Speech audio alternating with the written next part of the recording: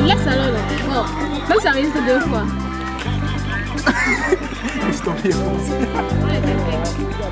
Yo, on refait ça.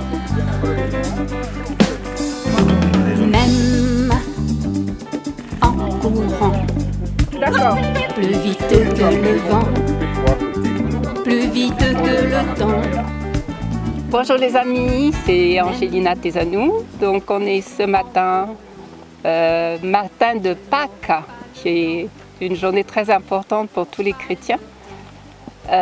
Et j'ai voulu tourner ce clip Je n'aurai pas le temps, qui est une reprise de Michel Fugain, en commençant à la grotte. Ça s'appelle ici la grotte du Sacré-Cœur de la Grande Mission. On est à Tchang et si j'ai choisi cet endroit pour commencer ce clip, c'est parce que les catholiques sont arrivés au Cameroun et puis c'est par l'ouest et par cette grotte que la religion catholique s'est installée dans la sous-région. Donc il y a une très belle statue de la Sainte Vierge et il y a un pèlerinage qui a lieu tous les ans avec un défilé, avec une procession.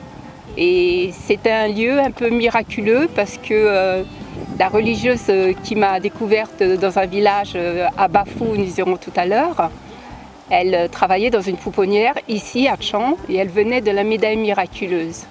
Et elle a découvert notre famille avec 3 enfants aveugles et c'était une sœur qui venait de la médaille miraculeuse que je porte sur moi. Et elle m'a envoyée en France à l'âge de 7 ans pour que je puisse être scolarisée. Et de cet endroit, elle a commencé avec mes 2 frères Paul et Siméon à initier une petite école pour les aveugles. Elle a appris elle-même par correspondance le braille pour pouvoir montrer à Paul qui avait 7 ans de plus que moi et 6 ans, et Siméon qui avait 4 ans de plus que moi, pour leur montrer l'écriture braille. Et elle leur a acheté une petite maison, une petite bicoque, juste à côté, pour que Paul puisse y tisser de ses paniers pour aller les vendre au marché, où elle a également instauré une petite boutique. Et aujourd'hui, autour de cette grotte, maintenant, existe un très grand centre qu'on appelait Accueil Notre-Dame de la Paix, mais dont on a changé le nom pour être un peu laïcisé, Centre des aveugles de Tchang, qui accueille aujourd'hui une centaine de jeunes, et ça va de la CIL jusqu'à la terminale. Voilà, donc c'est le début d'une très grande aventure pour ma famille, mais aussi pour tous les aveugles de l'Afrique et même du monde, puisqu'aujourd'hui Paul Tezanou est le président de l'Union francophone des aveugles et représentant des droits de l'homme pour la région de l'Ouest.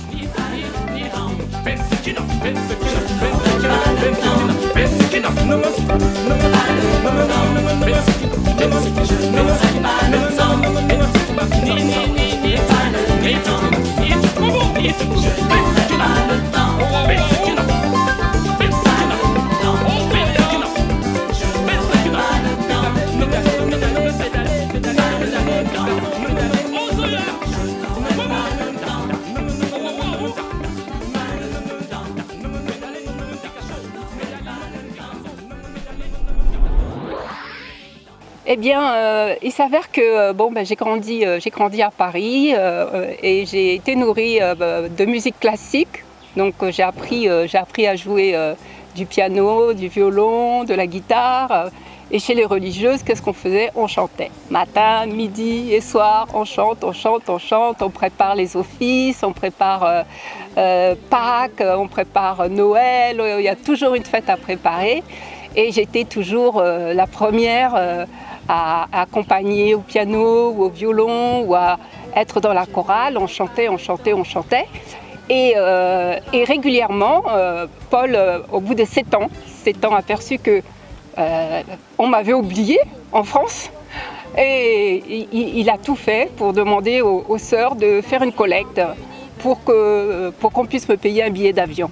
Et à partir de l'âge de 14 ans, j'ai commencé à venir régulièrement ici, à la grotte. J'y passais toutes mes vacances. Et Paul, chaque fois que je venais, Paul m'emmenait partout. il me faisait faire un peu le tour du Cameroun. Il me faisait goûter tous les plats, toutes les nourritures et tout. C'est ainsi que j'adore certains mets comme le coquille, tout ça, les arachides bouillis et tout. Et le dimanche, il m'emmenait dans les soirées, les bals dansants et tout. Et je voyais une danse qui s'appelait le club. Ça se dansait en rond puisque j'ai perdu la vue progressivement. Donc j'ai vu cette danse. Ça se danse en couple. Et je trouvais ça très original. Et quand je rentrais à la mission ici avec les voisins, mes copines Angela et Andrienne et compagnie, nous on s'amusait à danser le club. Alors si j'ai voulu reprendre dans mon clip cette danse, c'est pour rendre hommage à mon terroir. C'est la première fois d'ailleurs que j'enregistre un clip à domicile chez moi, là où je suis née. Et en plus, je pense que c'est une danse traditionnelle qui n'est pas très connue, avec des costumes traditionnels formidables. Et donc en fait c'est aussi pour faire connaître dans le monde cette danse qu'est le club avec les costumes traditionnels de l'Ouest. C'est ce qui m'a motivée et je n'aurai pas le temps qui parle du temps qui passe en disant je n'aurai pas le temps de tout faire. Mais en attendant, il faut que je fasse tout ce que je peux faire. Donc c'est aussi une chanson qui évoque les étapes de la vie. Il peut y avoir plusieurs étapes, on peut avoir plusieurs vies en une vie. Et le club, c'est une danse qui m'a beaucoup marquée, ainsi que tout ce qui est gastronomique, tout ce qui est typique de ma région natale.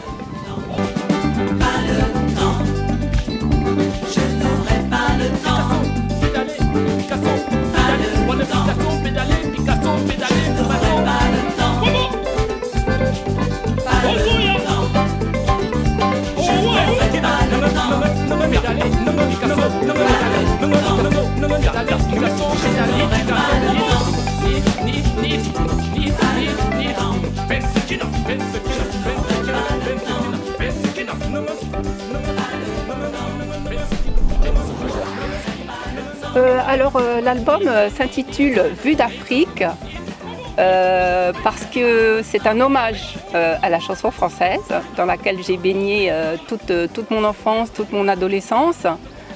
Et je dois dire que c'est quand je venais au Cameroun que j'écoutais le makossa, que j'écoutais ensuite le bikoutsi et les danses traditionnelles quand j'allais au village. Et quand la période du zouk est arrivée, je suis tombée complètement amoureuse du zouk et du groupe Kassav, etc. Et pour moi qui venais du classique, c'était assez facile. C'est une musique pour moi qui était beaucoup plus simple que le classique. Donc voilà, je suis tombée dans le zouk love. Et il s'avère que pour payer mes études, mes copines elles faisaient du babysitting, la plonge dans les restos, des choses comme ça. Mais moi, comme je perdais la vue, je chantais dans les restaurants. Et ça marchait tellement, je faisais un piano-voix. Et toutes les semaines, j'avais des clients qui me demandaient certaines chansons. Et quand je chantais les chansons qui étaient sollicitées, j'avais beaucoup de pourboires. Et donc, c'est grâce à ça, ces pourboires-là, que j'ai pu payer mes études de droit jusqu'au Master 2.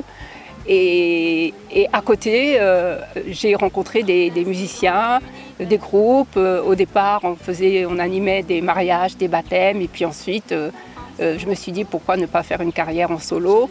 Et c'est toujours avec l'argent que j'ai pu récolter en faisant du piano-bar que j'ai pu réaliser mon premier album Poison.